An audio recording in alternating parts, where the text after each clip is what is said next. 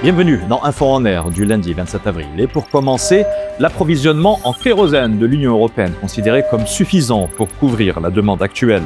Malgré les tensions persistantes au Moyen-Orient, la Direction générale de l'énergie à la Commission européenne juge que les conditions de marché permettent à ce stade de répondre aux besoins en carburant aérien. L'institution avertit toutefois qu'une fermeture prolongée du détroit d'Ormuz pourrait avoir un impact significatif sur l'approvisionnement dans les semaines ou mois à venir. Ryanair prévoit de réduire d'environ 50% son offre de vol à l'aéroport de Berlin à partir du 24 octobre, date de lancement de son programme hiver, raison invoquée par la compagnie aérienne low cost des redevances aéroportuaires jugées élevées. Le transporteur irlandais devrait ainsi faire passer de 4,5 millions à 2,2 millions le nombre de passagers.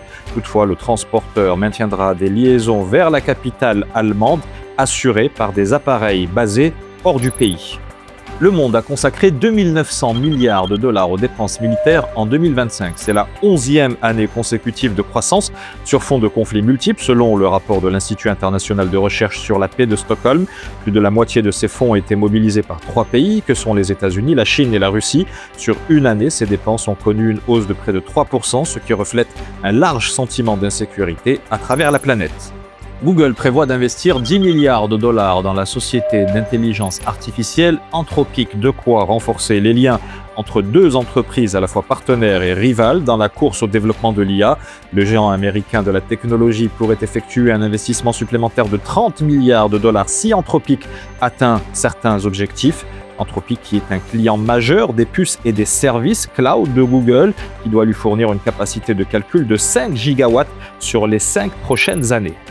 DeepSeek vient de lancer une version préliminaire de son nouveau grand modèle de langage baptisé V4 et conçu pour fonctionner sur les puces A5 de Huawei. Développé en collaboration avec le géant des télécommunications, ce modèle est le premier de DeepSeek à s'appuyer en partie sur des puces chinoises pour son entraînement. Cela constitue une rupture avec la dépendance de la start-up aux composants du fabricant américain Nvidia. Dès sa mise sur le marché, le V4 de DeepSeek s'est hissé en tête des tendances à une vitesse record sur la plateforme Hugging Face, référence de la communauté des développeurs en IA.